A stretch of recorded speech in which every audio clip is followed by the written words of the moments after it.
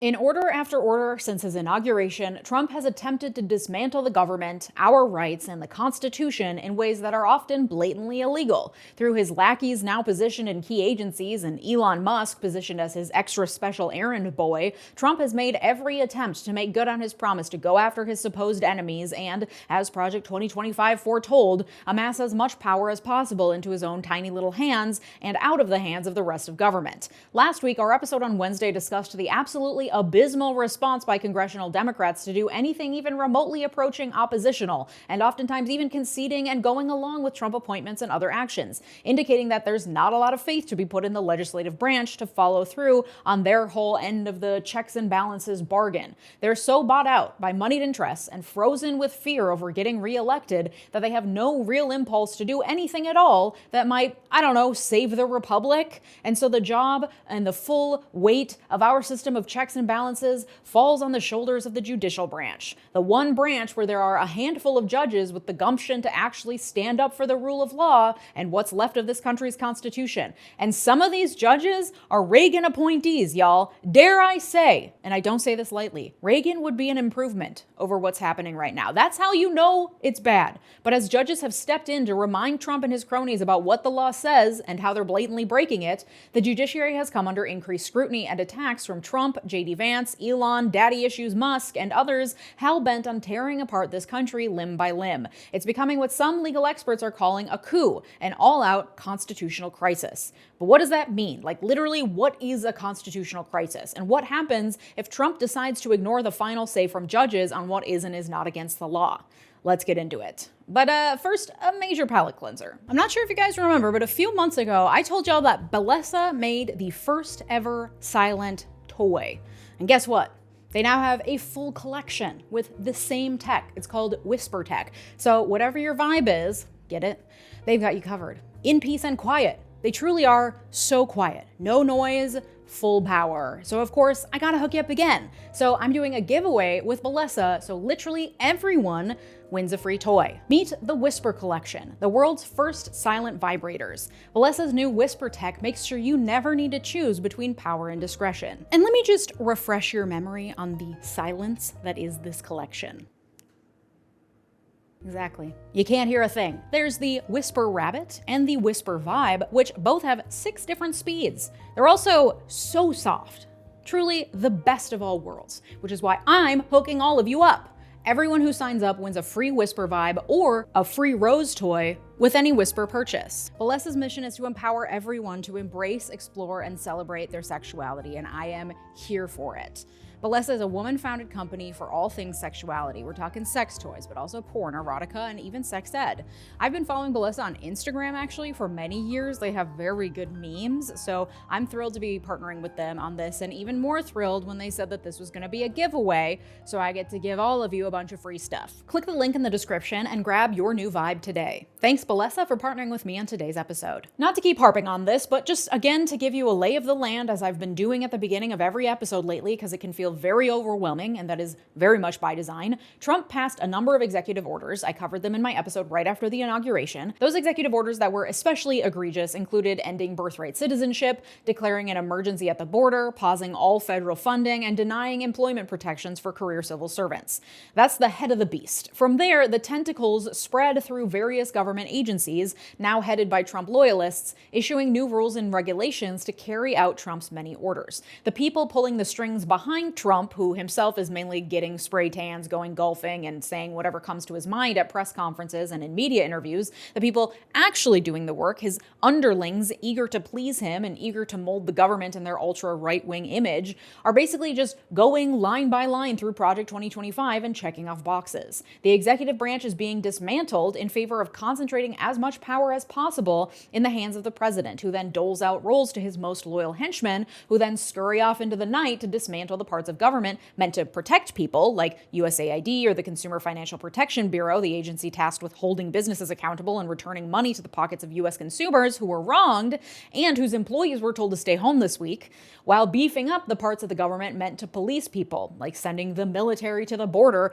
to stave off the enemy invasion of young families and their babies who are trying to find work and a place to live. Enemy invasion, send in the troops. And because the Project 2025 playbook has been in circulation for at least a year and a half, and the far-right faction of the Republican Party is apparently the only ones who read or prepared for its eventual implementation, these things are happening at fucking breakneck speed because they were ready and waiting in the wings to execute. And now every other corner of the government is trying to play catch-up, even though they literally told us their plan at least a year and a half ago. Luckily, however, there are some people who actually prepared, and so as quickly as these orders are coming out, there are also nonprofits, legal orgs, unions, state attorneys general, and others who are slapping them with lawsuit after lawsuit in an attempt to block the worst of the fallout.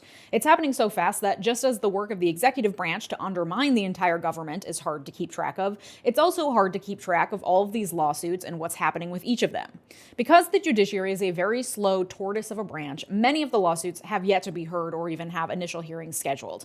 But some of them did move quickly to at least get emergency injunctions put in place, which is where a judge says that a law or order cannot go into effect until the judicial branch has had time to hear the case and determine the legality of the order or action. And because of the brazen ineptitude, or even worse, blatant complicity of our lawmakers, both Democrat and Republican alike, it is truly just these injunctions and these judges who are holding the line for this country. And I don't mean to be hyperbolic here, fear-mongering ain't my jam, but I think I'm being pretty realistic when I say that. We are walking a tightrope here, and the only thing holding the other end of the rope in place is a few judges in robes who are willing to stick their necks out and actually faithfully apply the rule of law. So here's how they've done that so far. After Trump issued his executive order saying that the 14th Amendment does not guarantee birthright citizenship and never has, which goes blatantly against the plain language of the Constitution as well as a century and a half of judicial precedent, multiple lawsuits were filed by state attorneys general and others to try to stop the order. At this point, at least 3 different judges have blocked that order in New Hampshire, Seattle, and Maryland. The Trump administration is appealing the ruling in the Seattle case, at least, which issued an indefinite injunction. And just because I want to drive home that there are judges out there taking their role very seriously and doing courageous things to stand up to literal tyranny, I want to play this recording from what the Seattle judge said on Thursday. And I first heard this on 𝗬𝗓𝗦𝗧𝗛's podcast 𝗬𝗦𝗧𝗛 in the episode titled Trying to Undo a Coup in the Courts. This is the judge issuing his ruling from the bench. It has become ever more apparent that to our president, the rule of law is but an impediment to his policy goals. The rule of law is, according to him, something to navigate around or simply ignore, whether that be for political or personal gain. Nevertheless, in this courtroom and under my watch, the rule of law is a bright beacon which I intend to follow. I said this 2 weeks ago, and I'll say it again today. There are moments in the world's history when people look back and ask, where were the lawyers? Where were the judges? In these moments, the rule of law becomes especially vulnerable. I refuse to let that beacon go dark today. As a judge, my job is not only to uphold the law, but to protect the rule of law itself. Birthright citizenship is a fundamental constitutional right. The 14th Amendment secures the blessings of liberty to our posterity by bestowing on all those born in the United States and subject to its jurisdiction the rights of citizenship. We are all citizens subject to the rule of law. No amount of policy debate can change that. And the fact that the government has cloaked what is effectively a constitutional amendment under the guise of an executive order is equally unconstitutional. The Constitution is not something with which the government may play policy games. If the government wants to change the exceptional American grant of birthright citizenship, it needs to amend the Constitution itself. That's how our Constitution works, and that's how the rule of law works. Because the president's order attempts to circumscribe this process, it is clearly unconstitutional. The preliminary injunction is granted on a nationwide basis. This is a Reagan appointee, y'all. Writing like that is the kind of stuff that actually makes me excited about the law. It's biting, it's smart.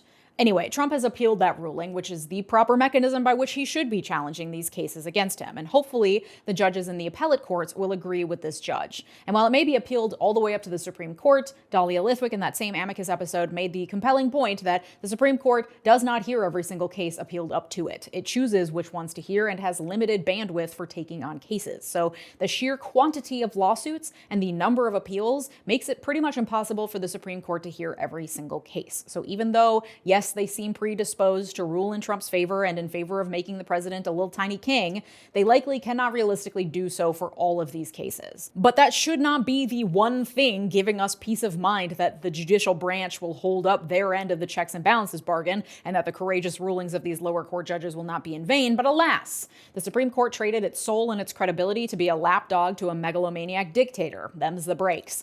And we can also rest easy knowing that despite the speed of these preliminary injunctions, the judicial branch does typically move at a snail's pace, so it'll take a minute for these things to reach the Supreme Court if they ever do. Okay, elsewhere in the District of Columbia, which is where a lot of these lawsuits were filed, a lawsuit was filed on Friday by two unions representing the USAID workers. In that case, Judge Carl Nichols issued a temporary injunction on the Trump administration's plan to place 2,200 USAID workers on paid leave. It also reinstated the 500 workers Trump had already placed on administrative leave. The temporary injunction is only set to last until the 14th because there's a hearing scheduled for this Wednesday, the 12th, where he will consider a longer-term injunction. The lawsuit also sought a restoration of federal grants and to reopen USAID buildings, which, according to reporting from the BBC, Judge Nichols seemed less likely to grant, though further hearings will be necessary. Judge Nichols, by the way, is a Trump appointee and sided with the union, saying they would suffer irreparable harm without the injunction, while the government would suffer zero harm from his injunction. And if that doesn't make you feel slightly warm and fuzzy, I don't know what will. At the end of last month, a judge blocked the Trump administration's freeze on all federal funding, an order Trump later withdrew, which,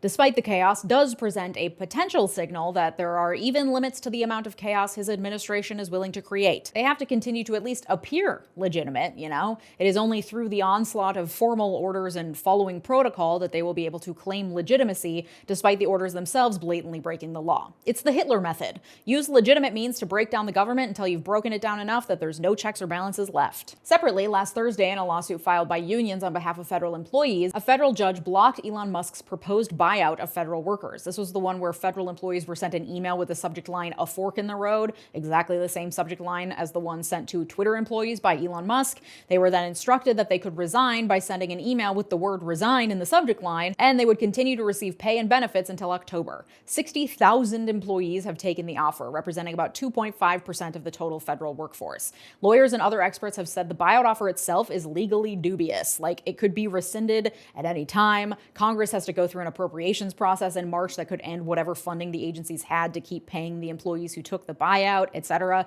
This temporary injunction only lasts until today, Monday, as the judge is set to hear arguments in a hearing today on whether the injunction should continue so the case can play out. Last Tuesday, a judge blocked the Trump administration from sending transgender women to men's prisons and terminating their gender-affirming care. The lawsuit was brought by 3 transgender inmates, and the injunction applies to all 16 transgender women currently in federal women's prisons. According to reporting from Reuters, there are 2,230 trans inmates in federal prisons and halfway houses. 1,506 are trans women, mostly being held in men's prisons. That, too, was an injunction against Trump issued by a Reagan-appointed judge, finding that the government had not adequately disputed the transgender inmates' assertions that they were at higher risk of physical and sexual violence in violation of their 8th Amendment rights against cruel and unusual punishment. And on Sunday, a federal judge temporarily enjoined the Trump administration from transferring 3 Venezuelan men in immigration detention to Guantanamo Bay, though other immigrants have already been transferred there. On Saturday, a federal judge issued an order blocking DOGE from accessing sensitive data on Americans through the Treasury Department's payment system that it forcibly ransacked last week. This order was the result of a lawsuit brought by 19 state attorneys general against the Trump administration in a case filed in New York City, saying that DOGE violated federal law, created security risks, and opened up the possibility that those with improper access to data could initiate illegal freezes on federal funds. New York AG Letitia James issued a statement. President Trump does not have the power to give our private information away to whomever he wants. And he does not have the power to cut federal spending that Congress approved, much less to do so by giving the richest man in the world the keys to all Americans' most sensitive information. Separate lawsuits have been filed by unions and other advocacy groups to block access to the payment system and to protest the creation and opaque practices of DOGE. According to reporting from Time, a judge in Washington state issued an order on Thursday temporarily restricting access to 2 employees with read-only privileges. There are some alarm bells being raised about these lawsuits in particular, as there is conflicting information about the extent of the access DOGE has to the payment system. The government is insisting that DOGE only has read-only access, that they can see stuff, but they can't control the payment system. However, people inside the Treasury Department and others with knowledge of the DOGE takeover of the system have said that they gained complete control and access to the system, meaning they could have the power to mess with payments for virtually every aspect of the government, everything from Social Security payments to major government contractor payments. This is concerning not only because it's horrifying that the richest man in the world, as an unelected private citizen with millions if not billions of dollars flowing to his own companies and their competitors from the federal government, would have that kind of power, but also because if it is true that they have more access than the federal government's lawyers are alleging in these various cases, that indicates a new level of government attorneys being willing to knowingly lie in court about what the administration is doing. That goes beyond ethically dubious and into criminal territory. But perjury would be a crime that would have to be punished through criminal lawsuits filed by the federal government. You see how this gets complicated when it's the federal government doing the perjuring. And according to reporting from the New Republic and elsewhere, these losses in court, especially related to DOGE, are pissing off the right-wing operatives that have the most to gain from the judiciary laying down and not enforcing the law. And this is where it's starting to get pretty spooky, and why some legal scholars are saying we are on the brink of a constitutional crisis. According to the Constitution and 250 years of precedent and the basic functioning of our government, it is judges' jobs and the job of the judicial branch to determine what the law says. Lawmakers write it, judges interpret it, and especially in these cases and in the federal government, often the judges are the determiners of what the Constitution says.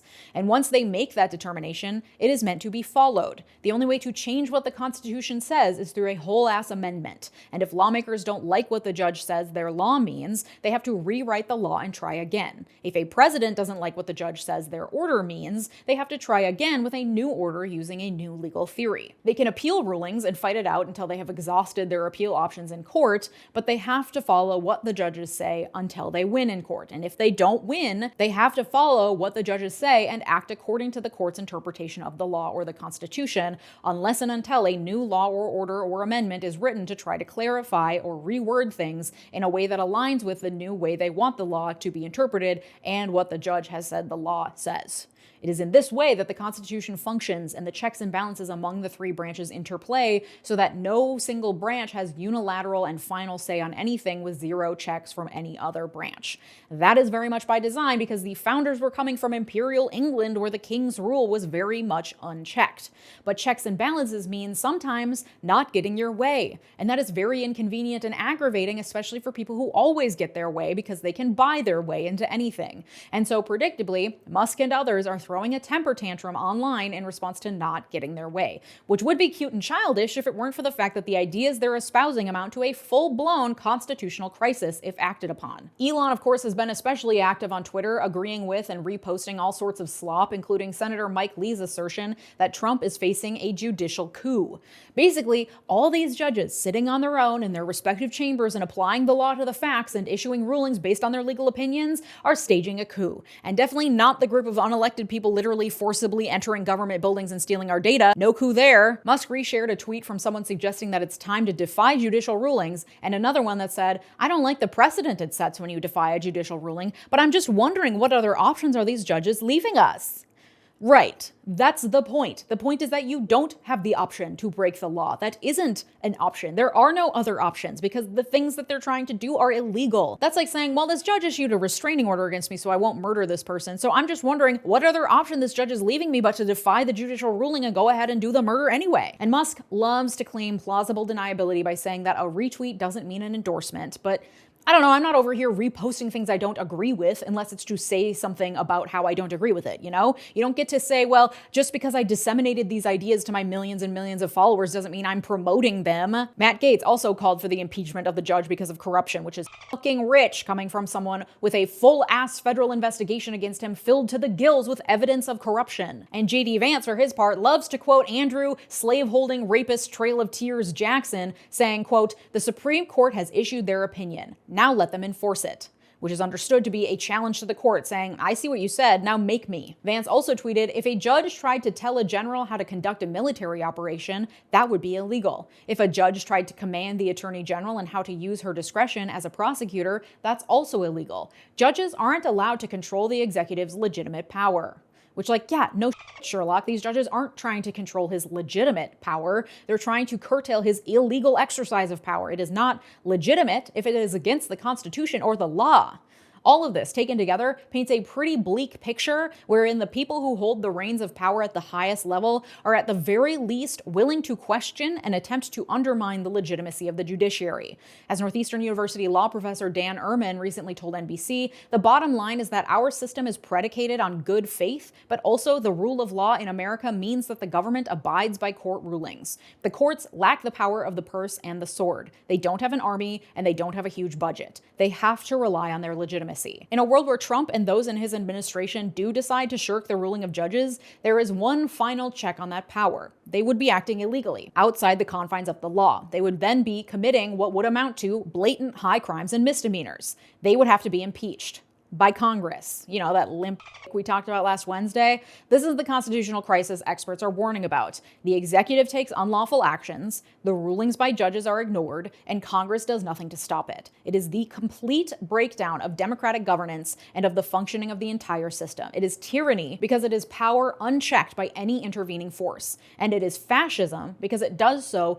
gleefully while also practicing brutal nationalism and directing the police force of the nation against vulnerable minorities and political enemies. As Robert Paxton presciently described in his 2004 book, Anatomy of Fascism, we have not seen any fascist regime that lasts a long time. We have not seen a fascist regime that does not end in complete implosion, because the people implementing the regime would rather self-destruct than admit defeat. The creation of fascist power does not rest simply in the hands of a single populist leader hell-bent on watching the world burn. It also doesn't result simply from that leader being surrounded by oligarchs with capital. A key ingredient for fascism to flourish and eventually implode is the acquiescence of those in positions of power to that leader and his party. It is conservatives who genuinely believe in respecting the rule of law, but who are so terrified of the potential of leftist leadership that they're willing to go along with the tide of right-wing fervor that brings the fascist leader into power. According to Democratic Representative Jasmine Crockett, many in the Republican Party are doing just that, quietly behind the scenes, hand-wringing about the lengths especially Elon Musk is willing to go to undermine the rule of law in this country, but unwilling to speak out because they are so beholden to moneyed interests, so terrified of getting reelected, and so blindly anti-leftist that they too prefer self-destruction over the potential of defeat. Fascism is not an inevitability of history. It was not inevitable in Germany or in Italy. Conditions have to be right for it, of course, but fascism is the result of a series of choices, over and over again, by the people in power, by the people around those in power, to acquiesce to the leader and to his party out of sheer self-interest and cowardice. As of right now, a few judges are standing up to this overreach in the only way they can under our system of government. The fate of the country rests in whether Trump and MAGA leadership will follow their rule, and if not, whether Congress would have the will to successfully impeach those leaders under the Constitution. Without that, we will have a constitutional crisis on our hands. I encourage you to make as much noise as possible about this. I laid out a few things Congress members could be doing to thwart the advance of Trump initiatives in my last episode, and our elected representatives need to be put on blast. Things are feeling overwhelming, and I don't like fear-mongering. I would not be painting such a bleak picture if I didn't think it was time to sound the fucking alarms. To help with overwhelm, I highly suggest you focus solely on putting your elected representatives on blast. Show up to their offices, call them, email them, write them letters, tell them Trump must be stopped, and it is their job to put up as many roadblocks as possible. You can simply ask them, what are you doing to stop Trump? Put them on blast every time they do something you don't like. Make it your mission to be as annoying as humanly possible to the short list of people who call you a constituent. By focusing your efforts in that way, you will be a lot more effective than if you were to try to do everything and save everyone. And educating yourself is important too. You can join me over on my Patreon community, where I just launched the Why America Co-Learning Lab, a learning community having discussions and making connections, along with a monthly syllabus curated by me. All year, we'll be covering topics under the umbrella theme of Eat the Rich, building solidarity in the new Gilded Age. February's topic is all about how to build a movement even when you're feeling overwhelmed as hell. This is all hosted over on Patreon, where you also can get ad-free and uncensored versions of every one of these episodes. Joining me over on Patreon is the single best way that you can support the work of this channel. If you're interested, please join us. Patreon.com/Leeja Miller. Thank you to my multi-platinum patrons, Thomas Orff, Sarah Shelby, Art, David, RH, Latranger Lucas, Joshua Cole, Thomas Johnson, and Tay. Your generosity makes this channel what it is, so thank you. And if you like this episode, you'll like the one from last Wednesday, in which I lay out the ways the Democrats should be fighting back in Congress. Thanks so much for watching. Have a good day. Bye-bye.